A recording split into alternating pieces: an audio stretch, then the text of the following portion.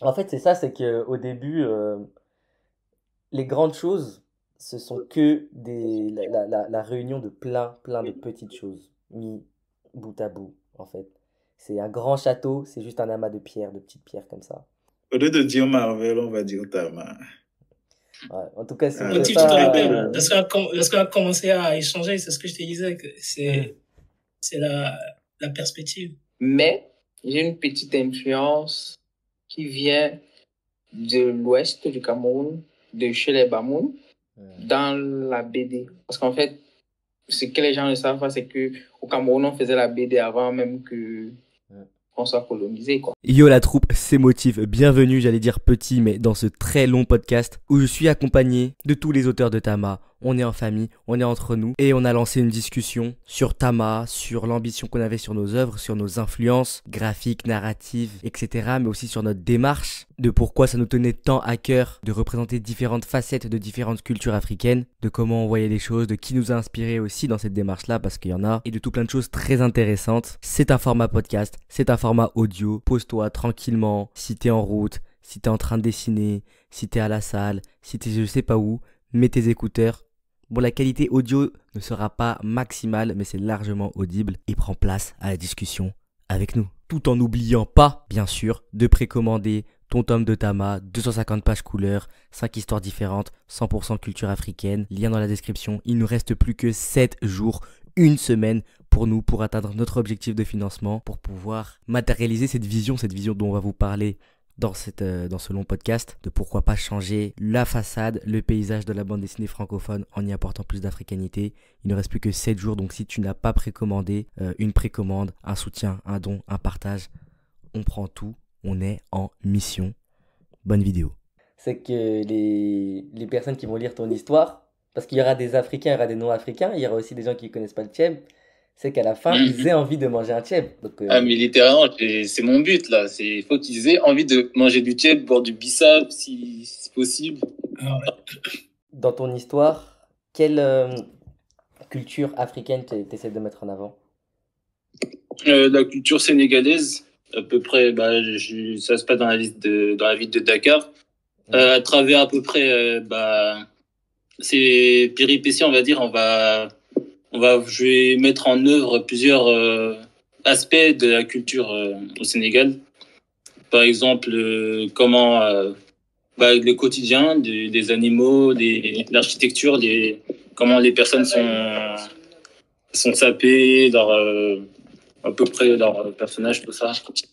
Et je vais essayer d'y introduire une touche un peu plus comme avec les super pouvoirs, je vais rajouter quelque chose qui me ressemble plus, quoi. J'ai vu que l'objectif, c'était de ton histoire, en tout cas du chapitre, c'est de te manger à la fin un tiède.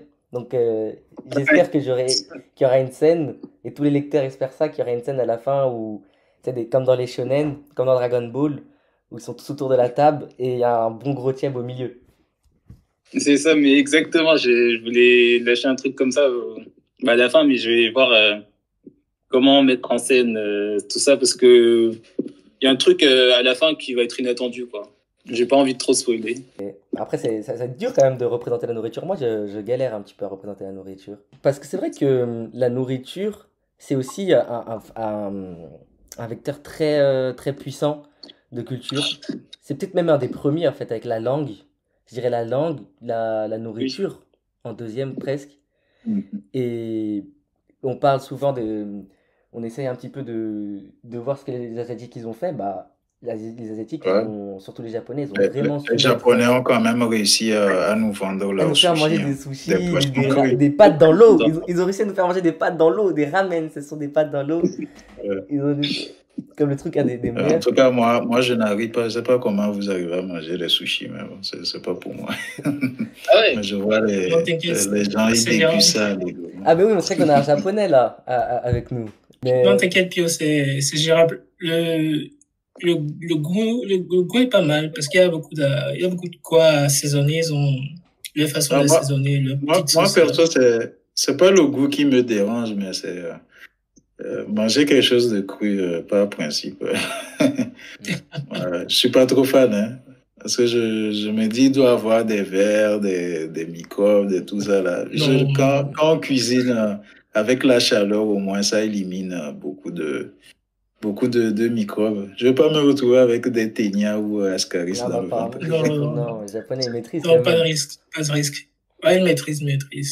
Tout ce qu'ils préparent, c'est Oui, fait les avec Japonais, soin. mais les gens qui font ça ici en France, par exemple, Du coup, ça fait que, et ce, tu auras une responsabilité, c'est que les personnes qui vont lire ton histoire, parce qu'il y aura des Africains, il y aura des non-Africains, il y aura aussi des gens qui connaissent pas le tchèb, c'est qu'à la fin, ils aient envie de manger un tchèb. Donc, Ah, mais littéralement, c'est mon but, là. Il faut qu'ils aient envie de manger du tchèp, boire du bissap, si possible. Ah ouais. Enfin, voir tout. Bon, pourquoi T'es pas un grand fan du on bissap accepte ici, à la- hein? Carrément. Non, c'est super, des Ah bissap. ouais. ah ouais, c'est la base de bissap. ouais. Bah, chez Ouais. nous, en tout cas au nord Cameroun, on appelle ça le foléré. Et du coup, Je sais. toi, dans ton histoire, Pio, il y aura aussi la nourriture? Ah oui, bien sûr. Akume, il doit y avoir du akume. C'est très important, les vêtements, la nourriture. Surtout que c'est là qu'on voit la force des Japonais. Disons, je me suis renseigné par rapport à...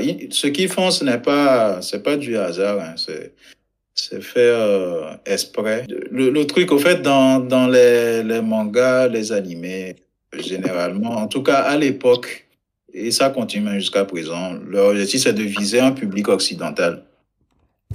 Oui. Pour que ça intéresse les Occidentaux, les premiers animés, vous allez remarquer que les personnages avaient des noms, des fois français, généralement. Ouais. Après, ils étaient très fans de la France. Ils sont très fans de France. Tu dis? Ils sont très fans de Ouais, la France et de l'Europe occidentale. mais c'est fait pour attirer le public français. Ils mettaient petit à petit des références du Japon à l'intérieur.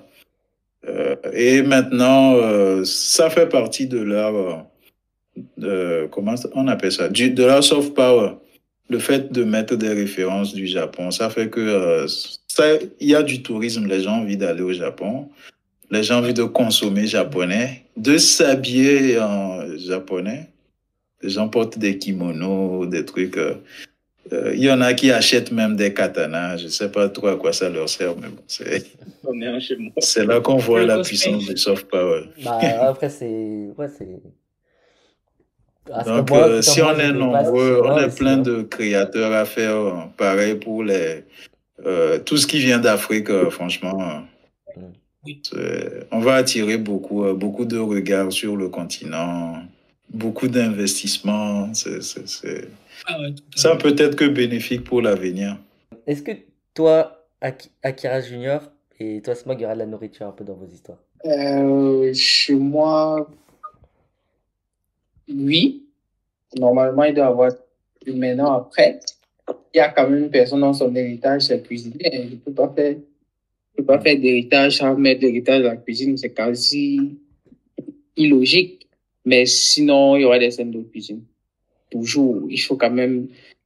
Le Cameroun a assez de plats pour faire. C'est ce que j'allais dire. Hein. Quand même ne pas. C'est ce que j'allais dire. C'est que là, t'as pas le choix. T'as pas le choix là. L'un de mes domaines préférés, j'aime trop dessiner les plats de nourriture, donc c'est automatique qu'il va y avoir de la nourriture. Là même, parce que dans le tome 1, après qu'elle parle à sa grand-mère, on va rentrer en arrière au deuil de sa grand-mère, bah, il va y avoir de la nourriture. On ne fait pas de deuil au Cameroun sans nourriture. Ouais, c'est un fait, donc il va y avoir des scènes de nourriture, ça c'est sûr. Moi, je voulais en mettre. Mais j'ai dû couper la scène pour réduire un peu le nombre de pages. Mais sinon, je voulais faire une scène où plusieurs personnages sont en train de manger et ils sont coupés pendant qu'ils étaient en train de manger par terre, en train de partager un repas. Mais j'ai dû... Bon, je pense que je vais couper la scène, je sais pas encore. Ok. Je réfléchis. Faut qu'Akira Junior, faut que je triche chez toi la manière dont tu fais la nourriture. Parce que moi, j'arrive pas bien. Dans mon précédente histoire, dans Fragment, déjà, il y a un personnage, il mange toujours des brochettes de soya. Les Nigérians, les Camerounais connaissent ça, les brochettes un peu de viande. Bah, je crois que c'est un peu partout. En tout cas, peut-être dans la zone Afrique de l'Ouest, Afrique centrale. Bah ouais, c'est les Jaoussa qui font ça chez nous souvent. etc. Il y a même, dans Fragment, il y a même un quartier célèbre au Cameroun qu'on appelle le ministère de Soya, quartier des briques. Donc il y a souvent, C'est ouais, entre ça, le poulet directeur général, on a des noms un peu farfelus au Cameroun Ah oui, PDG, ouais, pour la nourriture. j'ai Mais une amie qui m'en avait donc parlé. moi PDG. j'aime beaucoup mettre ça. C'est quelque chose dans les shonen, type Dragon Ball. Moi, mon manga préféré c'est Dragon Ball, mais les shonen comme ça, c'est toujours quelque chose qui est assez récurrent, Luffy, Son Goku, et c'est toujours quelque chose moi qui m'a énormément parlé. Genre après les Tenkaichi Budokai des Dragon Ball, quand ils se réunissent, ils mangent tous. Je trouve ça tellement convivial, je trouve ça tellement en une page, ça fait tellement passer énormément de choses. Je trouve c'est incroyable la nourriture. Mais j'arrive pas à bien dessiner la nourriture. Pareil, dans Fragment, une fois, il y a il mange un poisson, je sais pas. Je vais vous envoyer la planche après, vous allez me dire. Je sais pas. C'est la palette de couleurs des plats dans Food War, dans Food Wars, ouais. il y a l'animé avec les gros poissons bizarres qu'ils cuisinent là dans les Ghibli.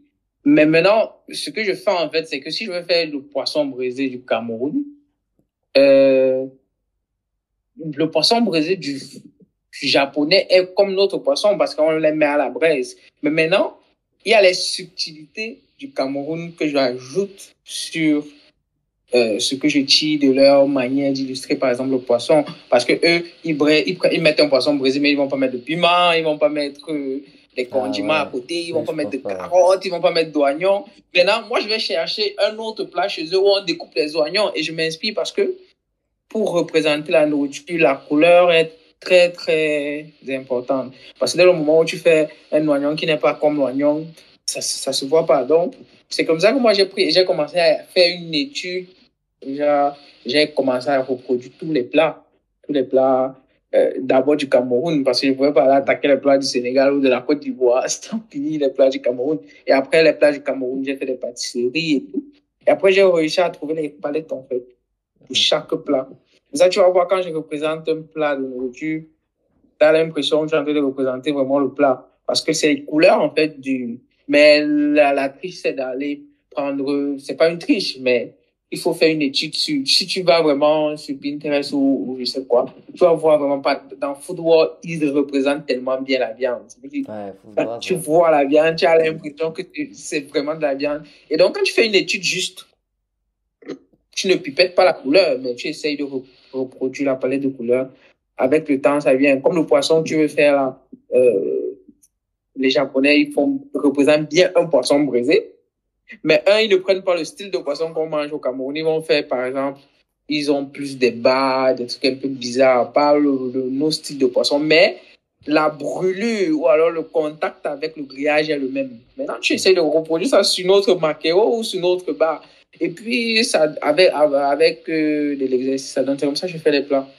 Maintenant, dans une BD, j'ai fait une BD récemment où c'était une commande où le client a dit, mais arriver sur les plats de nourriture, c'est comme si tu as travaillé plus parce que le personnage était moins développé que le plat de nourriture. Je me dis, mais c'est que j'aime dessiner les plats. Mais avec l'étude, ça passe facilement. Il ne faut pas hésiter à copier Motive. Tu peux t'inspirer, copier. Ah, oui, ouais. Bah, faudra surtout envoyer à Esse, hein, parce que c'est Esse qui a la mission de représenter la nourriture en Afrique. Hein. C'est toi vraiment qui a la mission. Parce que moi c'est la guerre. Les gars ne mangent pas. C'est brut. C'est méchant que il faut qu'ils nous mettent les photos de ce que je mange et tout, juste pour dessiner.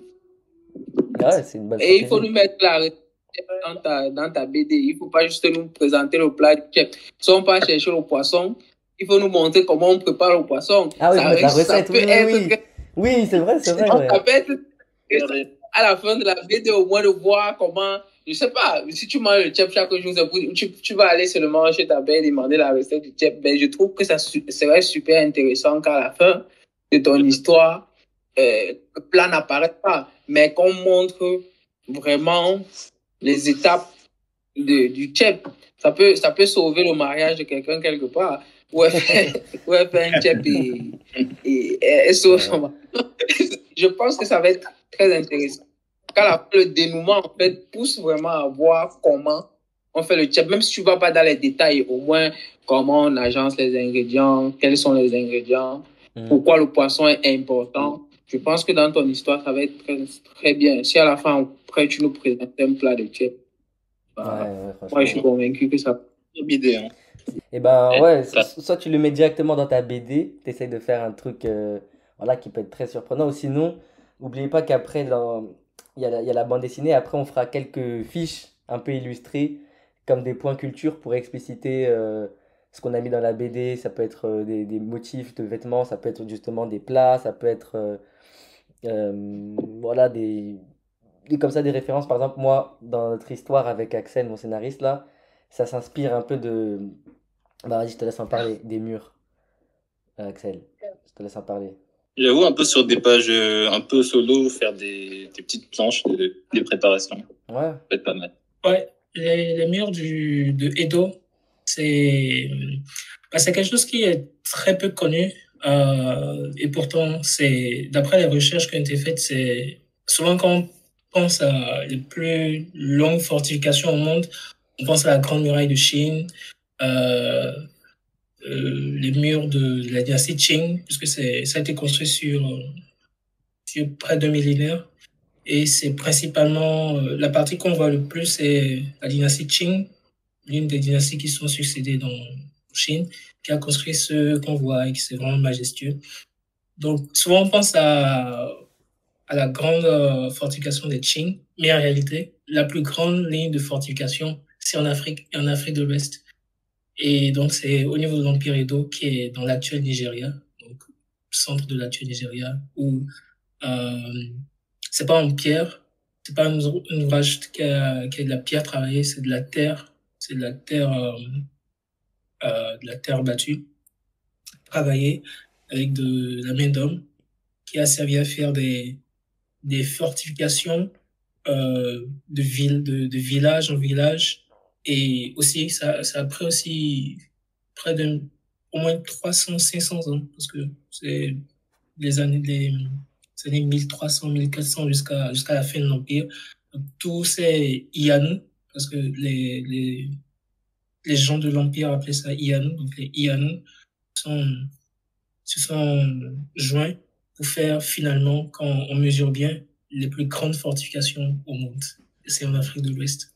Par exemple, ce genre d'information-là, on va pas l'expliquer dans la BD parce que dans la fiction, ça n'a pas vraiment d'intérêt. Dans la diégèse de l'histoire, ça n'a pas d'intérêt. Mais de manière extra-diégétique, on peut faire des fiches pour dire, ok, on s'est inspiré de ça, ça, ça. Comme ça, le lecteur, en même temps qu'il lit une très bonne histoire, peut aussi s'informer sur des sujets qu'il connaissait pas. Moi, pour être très honnête, je connaissais même pas. Je savais pas avant qu'il m'en parle. J'ai voulu faire cette voilà histoire. cette histoire. En fait, c'était le moyen aussi de moi-même en tant qu'artiste de découvrir, de voir à quel point en Afrique il y a des choses extrêmement variées, diversifiées et qu'il y a des choses incroyables qui ont été faites pas très loin de, de mon pays, on va dire d'origine. Parce que Cameroun, Nigeria, c'est pas très loin, mais voilà, il y a des choses qui ont été faites et c'est pour ça. Hein. Et moi, j'ai voulu qu'on mette cet aspect-là, qu'on s'inspire de l'Empire Edo, déjà parce que motif, tu le sais, c'est un empire tellement riche, c'est sur tous les aspects, en fait. Et moi, je trouve que c'est dommage que jusqu'à maintenant, il n'y a pas eu assez de BD. Donc, peut-être ce qu'on est en train de faire, ça va impulser quelque chose, parce que même dans notre BD, on va pas tout parler de Edo. Il y a quoi? Il y a les murs, ça c'est vraiment un truc qu'on va mettre de l'avant. Il y a les masques, il y a Akira qui est là, les masques de l'Empire du Bénin. Franchement, c'est de la technique qui est derrière. C'est de la technique, c'est quelque chose. Les Européens, lorsqu'ils ont débarqué, ils ont trouvé ça.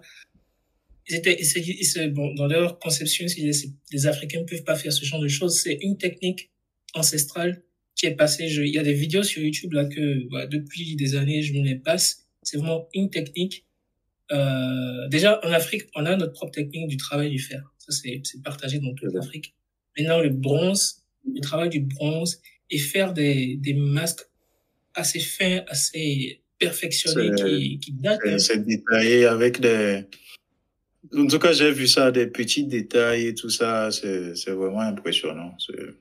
Ah C'est ouais, notre c'est héritage. ouf. Très impressionnant. Ouais, voilà, c'est notre héritage. C'est notre héritage, quoi. Mm. Bah Ouais, oui, donc, mais malheureusement, ça se trouve dans des musées un peu partout effectivement, en ouais. Europe. Je pense que ma BD et la tienne, en fait, sur des points, ils se rassemblent, quoi, parce qu'il y a des masques qui viennent dans ma BD, mais ils se rassemblent au Cameroun parce que le masque antagoniste, en fait, il est là. Mais sinon, il y a des masques maliens. Je pense que mon personnage préféré est un masque malien. Ah oui, Elle, oui, en ouais, tu fait, m'avais elle fait dit, ouais. sortir, elle fait sortir des statues n'importe comment. Et c'est intéressant parce que les masques qui sont même dans vos BD vont apparaître que moi pour montrer que c'est leur héritage, quoi. Et c'est Ouais. parce que C'est le Tamaverse. C'est Mm. le Tamaverse. Ça m'inverse. C'est le terme que j'ai un peu fait sortir là. Mm. C'est le Ouais, Tamaverse. t'as On raison. peut voir dans, je sais pas, dans le prochain numéro comment, je sais pas, les héros de nos histoires traversent un récit tel, un autre récit, bon, si les Voilà. époques le permettent aussi. Ouais, bon, ça peut Et faire. Ça, après, dans quelques années, on va créer le Tama Cinematic Universe. Ouais. ça, Le CCU. si les studios accompagnent. Motif, tu te rappelles Studio quand on a Tama. commencé à, Au lieu de dire Marvel, on va dire Tama. Ouais. En tout cas, si on fait Motif, tu te rappelles, ça. lorsqu'on a commencé à échanger, c'est ce que je te disais, que Mm. c'est la perspective. Ouais, Ça, après. eux aussi, ils ont commencé comme ça. Au début, les Marvel et tout ça, c'était des petits trucs. Ils ont commencé par faire des petites BD, des comics, et c'est devenu ce que c'est devenu des années plus tard. Donc, Ouais, bah oui, moi, c'est ça. on est sur la bonne voie. En fait, c'est ça, c'est qu'au début, les grandes choses, ce sont que la réunion de plein de petites choses mis bout à bout, en fait. C'est un grand château, c'est juste un amas de pierres, de petites pierres comme ça. Et là, il fallait juste commencer par quelque chose. C'est pour ça qu'au début, notamment, je disais ça, et ce, Pio, même Akira, au début, je sais que, voilà, là on parle, vous avez énormément d'imagination, énormément de suite dans les idées, énormément de projets pour vos histoires, etc. Quand on est dans la création, en fait, plus on crée, plus on a envie de créer, plus on a des idées, c'est un moulin après. Mais au début, il y a le concret, il y a le réel qui s'impose à nous. Et il faut, voilà, vous voyez comment on lutte pour essayer de faire sortir notre campagne. On va lutter pour finir les bandes dessinées. On va lutter encore, je vous préviens, pour réussir à imprimer, pour livrer. Petite pierre par petite pierre, il faut gagner un peu chaque bataille. Et on pourra après, voilà, hein, le succès donne fin. Et après, on pourra aller Ouais. petit à petit faire plein de projets. Mais au début, ouais, faut vraiment. C'est pour ça que très rapidement, je voulais aller sur du concret. C'est pour ça que très rapidement, on a lancé une campagne. C'est pour ça que on a lancé la campagne assez vite, hein. Malgré qu'on a eu du retard. Généralement, on lance pas les campagnes assez vite. Pour Fragment, on a pris à peu près 2 ans, plus de 2 ans entre le début de l'idée et commencer à faire parce qu'il y a de la peur, parce qu'il y a de l'appréhension. Est-ce qu'on a assez d'abonnés? Est-ce qu'on a assez ci? Est-ce qu'on a fait ça? C'est des questions que. Est-ce qu'on est assez talentueux, assez bon? Et je vais vous faire part de quelque chose. J'ai fait un post sur YouTube pour, pour parler un peu du projet. En gros, j'ai mis un titre, est-ce que c'est un flop et tout, parce que le début était timide, mais en gros, pour un titre un peu aguicheur. Et il y a quelqu'un dans les commentaires qui a dit, ouais, c'est normal, ça marche pas, parce que les dessins sont nuls, etc. J'ai juste Ah liké, bon? j'ai juste liké le commentaire. Non, j'ai juste liké le commentaire comme ça, parce que, bon, voilà, en soi, moi, j'ai vu la qualité des planches, et je pense que, voilà, la qualité des planches est vraiment là. C'est clair. Il Mais, faut être de mon poids pour dire C'est un que troll, c'est un troll. ouais, c'est clairement. mais Et en fait, puis son point. Vas-y. en plus, il y a des auteurs comme Juan, celui qui a fait Mob Psycho 100, tout ça, qui, malgré leur niveau en dessin, ont pu sortir Ah, mais des plein. chefs-d'œuvre. Donc, Tu peux sortir Araki au début. euh, Araki au début, ouais. et SNK. Bon, les exemples sont pléthoriques. Mais Même Hunter x Hunter, quand le gars a la flemme, euh, tu vois ses planches, bon, tu as peur, mais bon, mais en fait, du coup, c'est ça, quoi. le point du gars, c'était de dire que vu qu'il avait, à travers une vidéo, il a dit, ouais, le gars, il veut révolutionner la culture, etc. Et il propose des histoires moyennes et des dessins moyens. Mais le truc, c'est pas de dire qu'on révolutionne dès notre dès notre première pierre. C'est impossible. Le truc, c'est de bâtir un projet, c'est de commencer à bâtir une vision, de la proposer aux gens pour qu'après on ait des retours, pour qu'après on perfectionne. C'est ce qu'on disait avec Akira Junior dans le podcast où on était tous les deux. C'est qu'il faut pas être dans une entreprise, en tout cas si ceux qui sont sympathisants de notre vision, de destruction. Faut pas voir les manquements. Parce que les manquements, il y en a plein. Notre manière de communiquer, notre manière de tout. Les manquements, il y en a plein. Même dans nos histoires, il y en aura. Même dans nos dessins, il va y en avoir. C'est logique. Mais il faut voir en fait le processus, il faut voir le long terme, il faut voir comment tu peux apporter quelque chose, ta propre pierre pour le château, comment nous tu peux donner des retours pour qu'on puisse s'améliorer. C'est vraiment dans cette logique-là que je veux qu'on soit tous. C'est pour ça qu'au début, voilà, par exemple pour Smog et ceux, vous qui avez un tout petit peu moins d'expérience dans la bande dessinée que nous autres, même si j'en ai pas une très grande, attention, je suis pas Tezuka qui a fait plus de, je sais pas Ouais. plus de 100 histoires, le gars était totalement fou. Il en a fait tellement. En Ouais. plus de ça, il faisait des études de médecine à côté. Mais voilà, au début, commencer petit. Et petit, c'est pas moins bien. C'est ça en fait, petit, c'est pas moins bien. Du coup, Smog, présente-nous un peu ton histoire. Bon, t'es Smog. Allô, vous m'entendez? Vous m'entendez bien? Très bien, 5 sur 5. Ouais. Ouais, du coup, mon histoire, c'est Mboka, qui veut dire notre terre ou village, entre guillemets, en lingala. En lingala, ça. Et je me suis inspiré globalement d'une province du Congo, Kinshasa, RDC. C'est la province de Mbandaka. C'est une province un peu qui reste un peu pas trop touchée par la modernité, mais bon, aujourd'hui c'est quand même touché par la modernité, mais c'est une province encore un peu très traditionnelle, les gens sont encore beaucoup de villageois, etc., etc. Bon, villageois, c'est peut-être un mauvais mot, mais les gens sont encore un peu très ancrés dans la tradition. C'est pas un mauvais mot, c'est des habitants d'un village. Ouais. Mais en Afrique, on considère ça comme un mauvais mot. Hein. Moi, au Cameroun, je sais que quand tu dis que t'es un villageois. C'est vrai que c'est perçu de façon péjorative.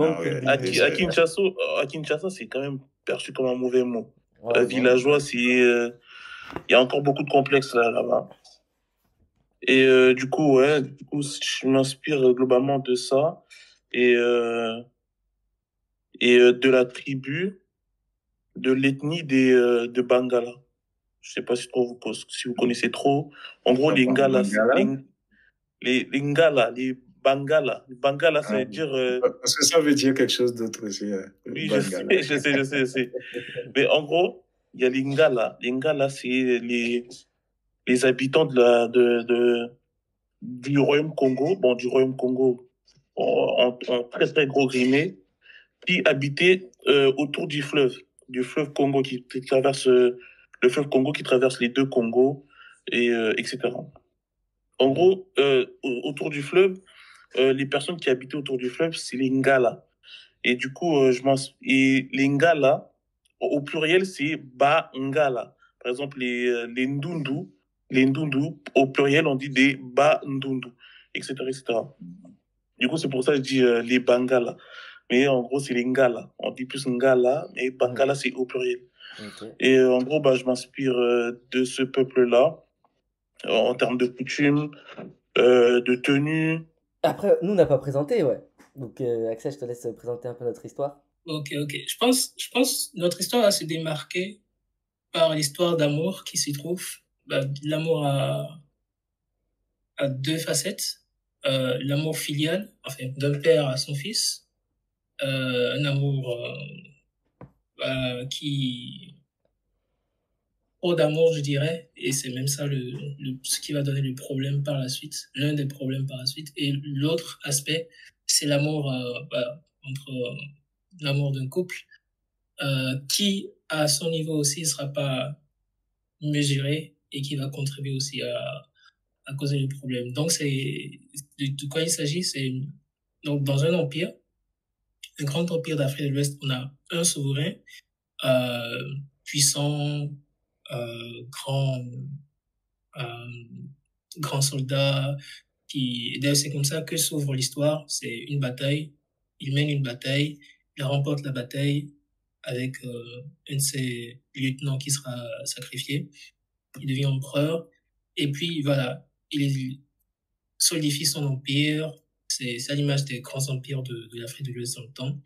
Et donc, comme je disais, l'amour pour son fils, un fils qu'il voulait avoir, parce que c'est un grand souverain qui n'avait pas de fils. Il avait d'enfants, mais il n'avait pas de fils.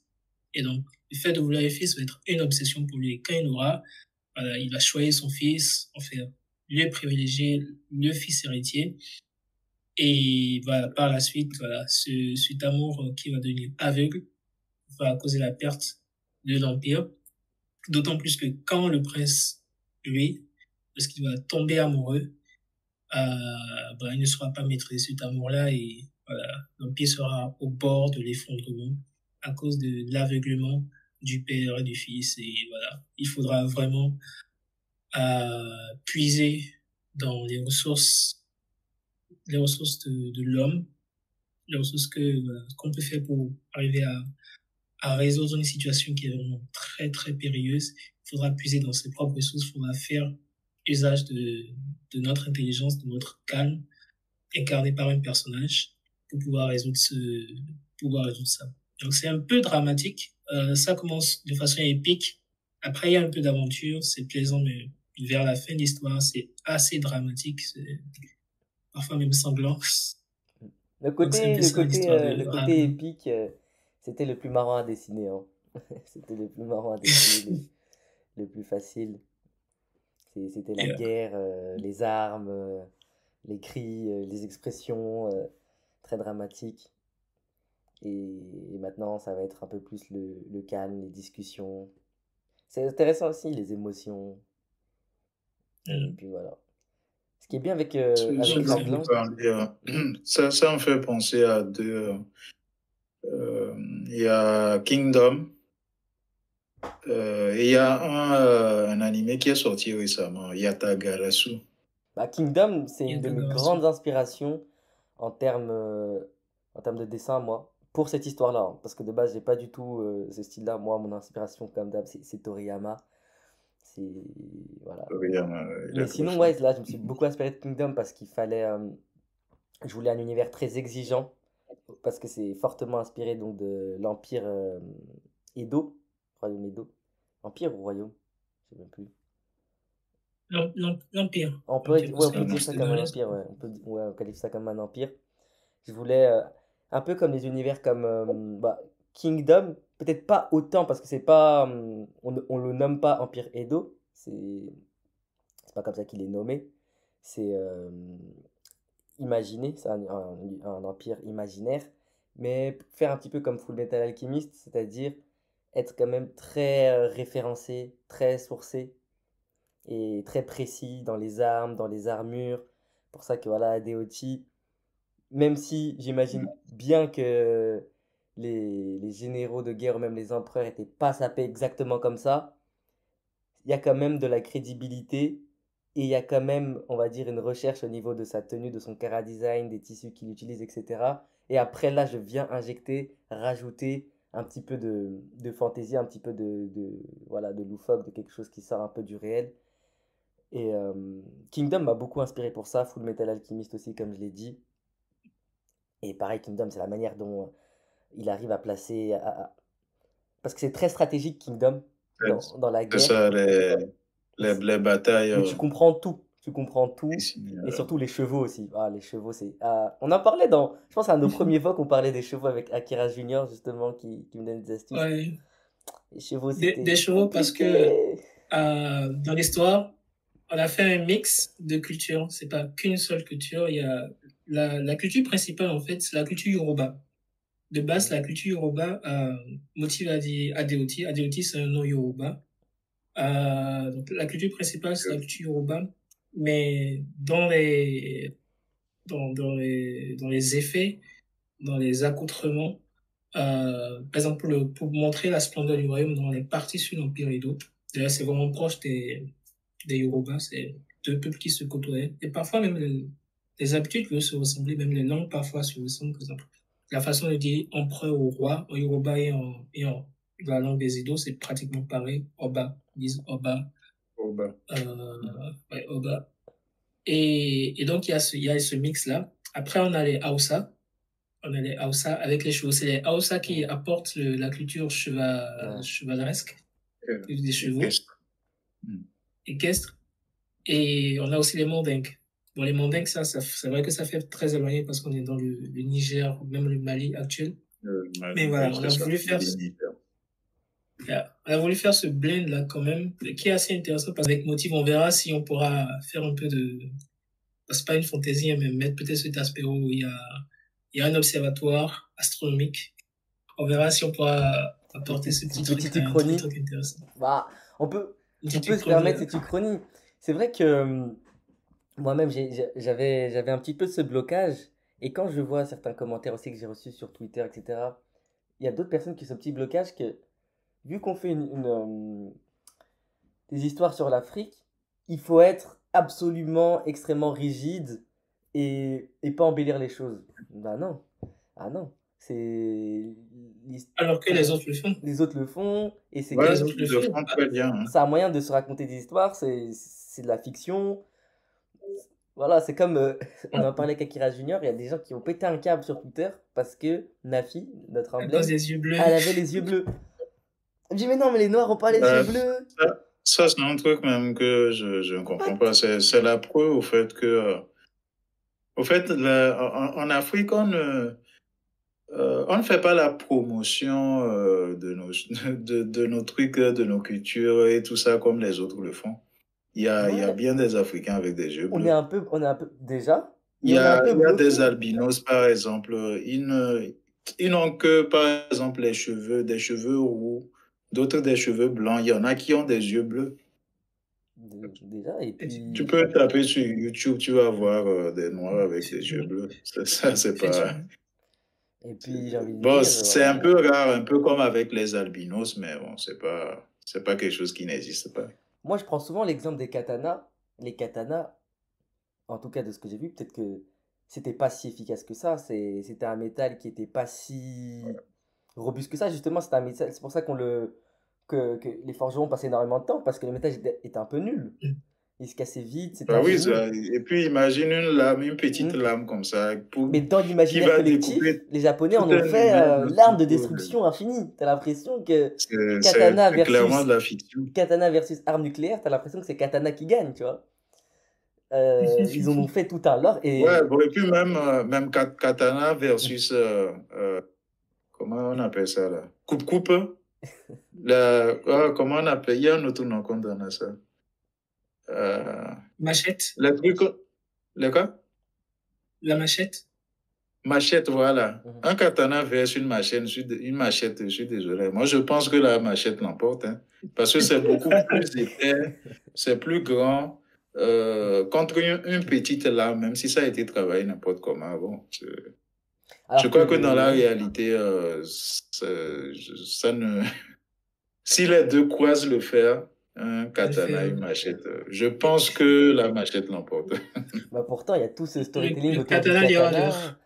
Mais en fait, ça c'est tout à leur honneur, tu vois. C'est parce que pour eux, les katanas, c'est pas juste une arme, c'est quelque chose de bien plus profond. C'est la culture japonaise. De bien plus spirituel. Et ils ont raison de le mettre en avant, ils ont raison de faire ça. Nous aussi, on peut faire la même chose avec nous et embellir des choses, rajouter des trucs, faire des trucs. Il n'y a pas avoir de complexe par rapport à ça. Totalement. Je m'inscris plus des films que des BD. C'est bizarre, mais c'est comme ça. Et pour dire, dans ma mise en scène, vous allez constater que mes caméras se positionnent pour la plupart du temps comme si c'était un film. Il y a des vues bizarres, des contre-plongées, des vues où on monte juste le pied. Parce qu'en fait, je m'inspire beaucoup des films et j'ai fait des petites formations en film pour au moins avoir cette vue différente, en fait, dans la BD. Il n'est pas trop celle où il y a des planches. C'est pour ça que la plupart du temps, quand je fais des BD, il y a beaucoup de double pages. Parce que il y a des scènes dans les films où il y a vraiment euh, une grande scène. Je me souviens quand on était petit, quand tu vois un film, il y a un niveau où il y a une scène qui marque tout le monde. Donc, c'est un peu la mise en scène que moi j'utilise dans mes BD. Parce que je pense en fait que c'est une vision un peu différente de la chose.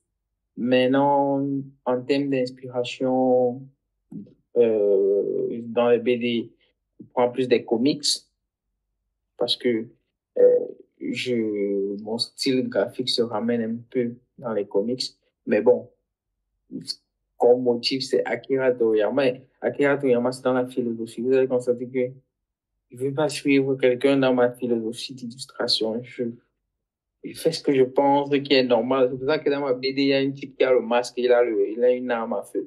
Je ne vais pas comprendre le lien. Je vais créer un lien entre l'arme à feu et je ne sais pas si vous voyez dans la philosophie d'Akira Toriyama, il ne veut pas figer son œuvre à une époque.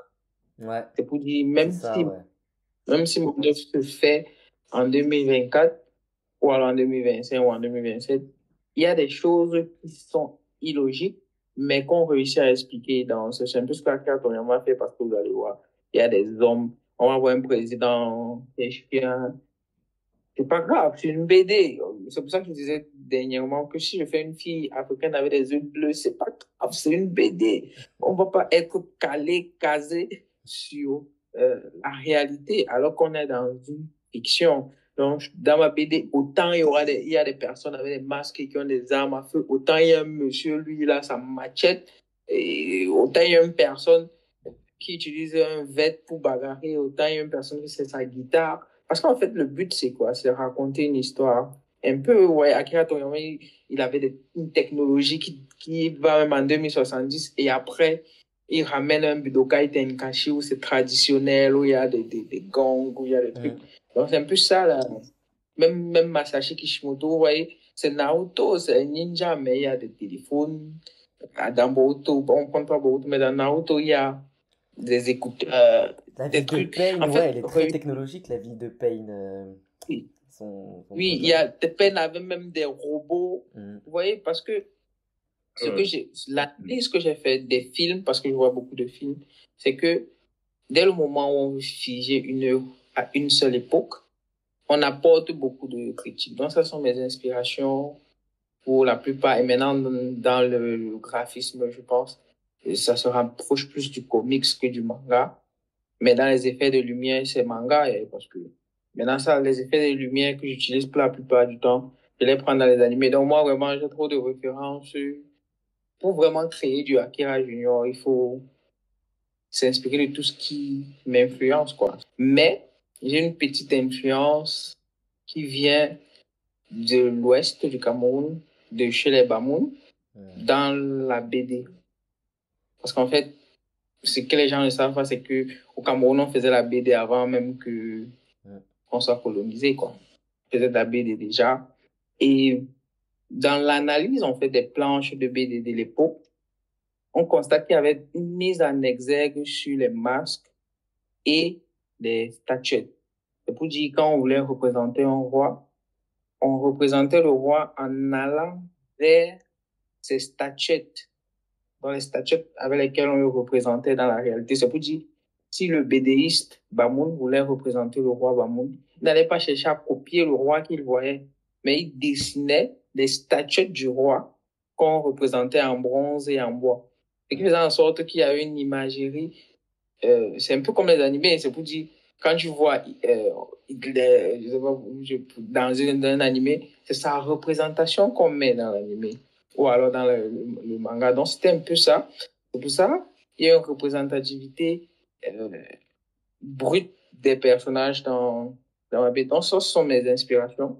J'aimerais rebondir sur ce que tu as dit sur les Bamoun. C'est vrai que les Bamoun ont depuis très longtemps une culture du graphisme. Depuis très longtemps. Et même, je sais pas si je pense que tu es déjà allé à Fumban. Je sais pas si tu es déjà allé à Fumban. Mais quand tu vas à Fumban, quand tu rentres directement dans Fumban, donc Fumban c'est une petite ville, c'est la ville principale des Bamoun. T'es directement déjà t'es accueilli par des immenses structures. T'as l'impression que t'es revenu à l'époque du Moyen Âge où à tout moment il y a un archer, il te tire dessus sur la tourelle. Et après, t'es accueilli par un petit muret qui est bordé de plein de tableaux, faits donc par des artistes euh, camerounais, je pense même Bamoun, je sais pas. Plein de tableaux et qui ont un peu le même style graphique. C'est vrai que même si dans la représentation des visages, t'as des traits, on va dire, extrêmement saillants, avec des yeux très gros, c'est comme s'ils dessinaient les humains tout le temps avec des masques. Tout le temps, tout le temps, tout le temps, tout le temps. Même si c'est des humains avec des... Il y a vraiment un style graphique très fort et très marqué que tu peux remarquer justement dans les différents tableaux qu'il y a à Fumban. Et c'est vrai que les Bamoun ont vraiment une culture graphique très forte et qui dure depuis très longtemps, très ancienne. Et ça, c'est vraiment, je pense, quelque chose à creuser, à s'inspirer et pour développer, pourquoi pas, des nouveaux styles.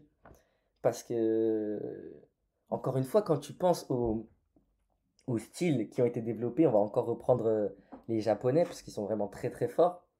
Leur style vient de leurs estampes qu'ils faisaient il y a longtemps. C'est là où découle leur ligne claire à la Toriyama, c'est là que découle un peu leur manière de chara-designer, ça vient des estampes. Et ils ont réussi à faire évoluer ce style-là, à le faire donner vie. Et je pense qu'il y a vraiment un truc à creuser aussi de ce côté-là. Tu vois, ces images-là, ils ne cherchaient pas à représenter le visage humain de la personne, mais le masque que la personne portait quand il était en guerre. Parce que quand tu pars en guerre, tu n'as plus ton visage d'humain, mais tu as ton masque de guerrier. Je sais pas si on voit un peu ça. C'est pour ça, dans plusieurs cultures en Afrique, le masque a cette place de représentation de l'esprit de l'humain. C'est pour ça qu'on porte les masques qu'on veut s'initier, c'est pour ça qu'on porte les masques qu'on va en guerre, c'est pour ça qu'on porte les masques. Peu importe l'événement, il y a un masque adapté parce que ça représente l'esprit. Donc, c'est ce style graphique-là. Là, je vais constater, à chaque fois que je fais des illustrations et que j'utilise un masque, je ne limite pas l'utilisation du masque juste à l'époque, mais même aujourd'hui, on porte des masques. Tous on porte des masques. Mais, parce que quand on marche, ça, c'est une représentation métaphysique du corps, c'est que quand tu marches, ton esprit marche avant que ton corps ne marche. De cette façon, on voit un peu ça. C'est-à-dire, quand tu veux quitter, là, tu es assis sur ta chaise, si tu vas aller à la douche, ton esprit va à la douche avant que toi, ton corps n'arrive. Parce que lui, il imagine, il fait le parcours pour la douche avant que ton corps ne fasse ça. Et donc, c'est ça le masque, en fait. C'est la représentation métaphysique et tout de l'humain. Et donc, ce style Bamoun là, parce que, et c'est pas juste le style Bamoun, l'Ouest en général, le Nord, même le Centre, le Sud, presque toutes les régions du Cameroun ont ce point commun où ils ont une représentation de l'humain qui n'est pas juste le corps, ouais, mais qui est aussi l'esprit. Et dernière inspiration, bien évidemment, par rapport à la façon de raconter les histoires, sa façon de mettre en scène, c'est Araki. Araki de Jojo Bizarre Adventure. Surtout les planches dans quoi? Oh, j'ai oublié. Jojo après la fille là. Quelque chose Style pour Ball le Run. run. Style Ball Run. Ouais. La façon dont j'ai ça en couleur et franchement c'est très bien les mises en scène, la façon de raconter, les points culture pour revenir en détail sur certains éléments, c'est franchement très intéressant. Ok, ouais, même Jojo Araki, même Hirohiko Araki a des points culture. Comme Tama, ça fait une connivence, mais c'est vrai. C'est que c'est pas mal, c'est pas mal. Moi, pour la couleur, quand je fais de la couleur, je m'inspire d'une artiste très récente, Megumi Ishitani, je sais pas si vous connaissez. C'est Ça me dit quelque chose. très très jeune réalisatrice sur One Piece. Ah, c'est celle qui a fait One Piece Fan Letter, non? Ouais, elle a fait One Piece Fan Letter, elle a fait plein d'épisodes. La plupart des meilleurs épisodes de One Piece, c'est elle. Vraiment. Ouais. elle vient à peine de sortir de l'école, hein, ça fait pas très longtemps.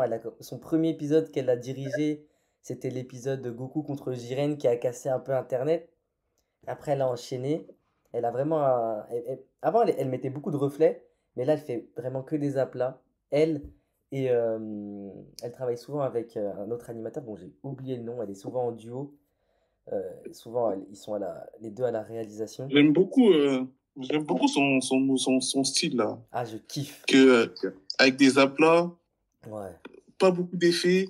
ouais. Par exemple, on le voit bien dans le dernier opening de One Piece. C'est vraiment magnifique, ce style. Magnifique. Ouais. Quand il Même passe, dans l'épisode avec Yamato. Très simplifié, etc. C'est vraiment propre. moi, pour la couleur, quand c'est moi qui fais la colo, je m'inspire beaucoup de ça. Et même au niveau du trait. Redonnez-moi son nom, ça m'intéresse. Ouais, Megumi Shitani, attends, je vais le mettre. Megumi. Mais même si vous regardez mon trait. Megumi Shitani, c'est ça? Oui, Megumi Ishitani. Mais attends, je vais le mettre. Réalisatrice. Ah oui, c'est elle. Je vois One Piece. Ok. Je vais aller voir son style. Ouais, elle est vraiment super forte. Hein. Parce que dès que vous avez parlé des aplats et de simplification, ça m'intéresse. Je veux me concentrer sur raconter les histoires, dessiner avec tous les détails, c'est très bien, mais je risque de passer des années seulement sur une seule œuvre. Je vais en faire plusieurs. Non, une question. Attends, comment je pourrais tourner ma question? Mais si vous pouviez transmettre un seul truc au lecteur à travers votre histoire dans Tama, qu'est-ce que ce serait? Je commence par Akira. Bon, chez moi, c'est l'héritage.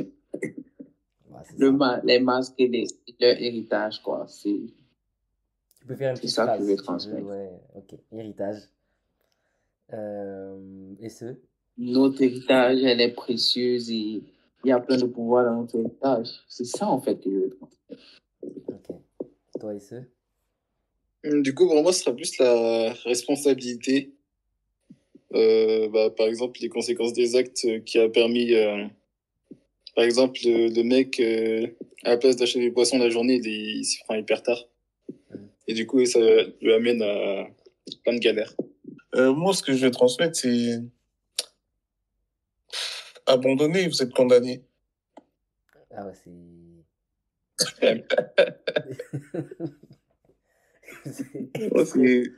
Vous êtes condamné, c'est fini.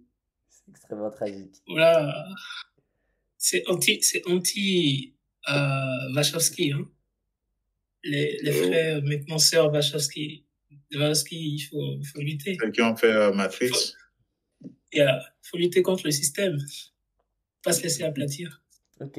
Non, en vrai, c'est pas ça, mais c'est ce que moi, je me suis dit dans ma tête. Mais c'est pas vraiment ça. Je sais pas si, quand la personne va lire, est-ce qu'il va ressentir ça? Mais je pense pas. Mais sinon, ouais. Abandonner, c'est quoi ta vraie attention? C'est quoi ta vraie attention? Tu veux. Il faut te dire que faut faire de telle façon que tu veux transmettre ça. Et mais c'est quoi ta vraie tu vas y attention? arriver. C'est quoi ta vraie attention? Non, c'est totalement ça, parce que peu importe ce qu'ils vont faire, ils sont trop puissants pour eux, ils vont jamais réussir. Du coup, c'est abandonner, essayer de survivre autrement. Smog, ouais, tu serais pas de voir un peu comment introduire un personnage pour, je sais pas, pour toujours dans la résistance pour nuancer un peu le truc, peut-être garder, oui, le fait que la compagnie est... Il y aura un personnage, j'ai pas beaucoup de personnages, mais dans les personnages principaux, il y a un personnage qui, justement, il est dans le fait de essayer d'étudier ceux qui les attaquent, quoi. Il meurt au bout de la page 3. Comment? Il meurt au bout de la page 3. Non, il y aura pas beaucoup de morts. En fait, il y a un seul mort. C'est comme Albert Camus, en fait. Voilà, ça sert à rien, la vie n'a aucun sens. Non, il y a un seul mort. Mais en gros, en fait, je me suis mal expliqué. La façon dont les personnes résistent, c'est pas la bonne manière. Vous voyez, et c'est pas la bonne manière de résister. Comment survivre? Et c'est pas la solution, c'est pas, ce serait pas de combattre et de s'abandonner à des suicides, etc., des kamikazes, nanana, tu vois. En gros, ne pas agir par pure émotion, mais être posé, réfléchir à une stratégie et tester plusieurs stratégies si possible pour pouvoir atteindre leur objectif. Qui, même si de prime abord paraissent moins, entre guillemets, valeureuses ou moins chevaleresques, mais peut-être qui seraient plus efficaces. On essaie de trouver des trucs un peu parce que non, en gros, il faut laisser au moins un message d'espoir. Si tu m'aurais dit ça, tu serais pas dans ta main. Très grosse inspiration. Tu sais que tu m'aurais dit ça depuis le début. Mais en termes d'histoire, mon inspiration c'est l'arc Skypiea de One Piece. Je sais pas si vous connaissez à peu près. En gros, dans l'arc Skypiea, il y a les Shandia. Et les Shandia, c'est le peuple dans le ciel, non? Voilà. Avec Ener, la foudre et tout là. De Wiper, etc. En gros, ils vont lutter pour le Verse, qui est leur terre. Voilà quoi, ils luttent pour cette terre-là. Et les méthodes sont pas forcément les bonnes. Et en gros, je développe un peu à ma sauce, mais en gros, il y a la fille, elle va lutter dans la méthode de on va faire la guerre, on va pas abandonner, on va tout saboter, si on meurt, on va mourir tous ensemble, etc. Et je sais pas pourquoi j'explique mon histoire. Et il y aura un autre personnage qui va proposer une alternative. Et dans leur façon de faire, ils devraient abandonner, en fait, vous êtes foutus parce que eux, ils sont plus forts que vous. Abandonnez, vous êtes foutus. En gros, je sais pas si c'est bon message. Je comprends. Pio, du coup, à toi, Pio. Moi, si je dois résumer, je dirais notre culture est magnifique. Hein. Et quand je dis notre culture, au fait, c'est... un peu simple, Pio. C'est un peu simple. Tu dis? C'est un peu simple, ton message. Moi, je me suis cassé la tête. Ce qui est simple est toujours plus efficace. Hein. J'ai juste résumé. À la base, je disais... ta culture est magnifique. Mais après, je me suis dit, ce serait plus intéressant de dire notre culture, là, comme ça, tout le monde est embarqué dedans, parce que actuellement, on n'est pas sous l'influence d'une seule culture. On a plusieurs cultures. On est influencé par la culture occidentale. Il y a les Japonais aussi qui ajoutent leur sauce. Il y a les Coréens qui ont commencé aussi avec leur K-pop et tout ça là aussi qui nous influencent. La culture, je dirais américaine, ça c'est depuis longtemps. Donc ça fait que ça donne un certain mélange et ça donne quelque chose qui devient notre. Mais avec tout ça, il faut surtout pas qu'on oublie notre propre culture à nous qui vient d'Afrique. Parce que bon, ça a tendance à être oublié et à être minimisé, surtout le côté minimisé. C'est pour ça que j'ai ajouté magnifique, notre culture est magnifique. Après, c'est pas parfait, hein, vraiment parfait. Axel? Donc, c'est simple, mais bon, j'ai un peu donné plein d'arguments. Axel? Avec Raglan, ça rejoint un peu le message de SE. Voilà, être responsable. Et être responsable lorsqu'on a un pouvoir donné. Lorsqu'on a un pouvoir donné, savoir que ça vient avec des responsabilités, savoir bien gérer ce pouvoir-là. Sinon, les conséquences peuvent frapper à un moment où on ne s'attend pas. Voilà. Après, on est sur un niveau de drame quand même un peu plus intense que le tiep du soir de SE. Mais ouais, c'est vrai qu'il y a des... C'est vrai.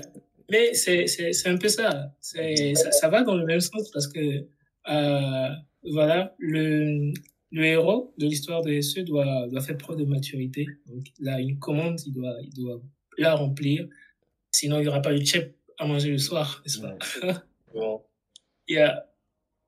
Donc, dans notre histoire, c'est un peu ça. C'est le souverain, son héritier, qui doivent assurer leur responsabilité envers l'Empire.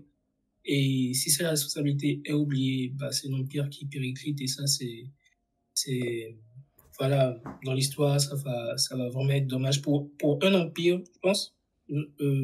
Les lecteurs, si on travaille bien, vont vraiment s'attacher à cet empire-là, parce qu'on va tout faire pour le magnifier et mettre cet effet d'urgence de comment un empire si magnifique, ils arrivent à le faire péricliter. Vraiment, il faut pas que ça se passe ici, et donc l'esprit de responsabilité. Je dois finir, et je pense pas que j'ai réussi à faire plus court, mais en même temps, je vais parler aussi ce que j'ai vraiment envie que les gens qui vont lire Tama ressentent et comprennent à travers ce recueil et le pourquoi j'ai fait ce recueil. Déjà, Raglan, il faut savoir que c'est inspiré d'un conte à la base, le sac. Et en fait, l'idée, c'est de puiser, voilà, dans notre culture, c'est de puiser dans notre vision du monde et de l'apporter sur la table parce qu'il y a des choses positives à en retirer, même pour notre monde moderne à nous. Et c'est vraiment ça aussi la philosophie de Tama, c'est pas simplement de mettre des noirs dans des bandes dessinées ou que ça se passe en Afrique. L'idée, c'est comment on peut puiser sur tout le patrimoine, tout l'héritage. Donc ça, il y a encore il y a il y a un rapprochement avec Akira. Tout notre patrimoine, tout notre héritage pour apporter des choses nouvelles et des choses super intéressantes à la fiction et donc avec par, par effet de propagation à l'humanité. Voilà, tout entière. Je pense, On va saluer un peu on va saluer les auditeurs qui nous ont écoutés. Je sais pas si je vais essayer de faire un montage, essayer de faire un truc, mais c'était super intéressant. Mais voilà, bon, à plus dans le bus. Salut, salut. à plus dans la Tamaverse. Attends, on a oublié l'appel à l'action. N'hésitez pas à précommander Tama, lien en description, lien en bio, lien de partout, il est là le lien. Les soutiens sont très importants, les contributions sont très importantes pour que le projet prenne vie. Sans vous, le projet ne prend pas vie. Voilà.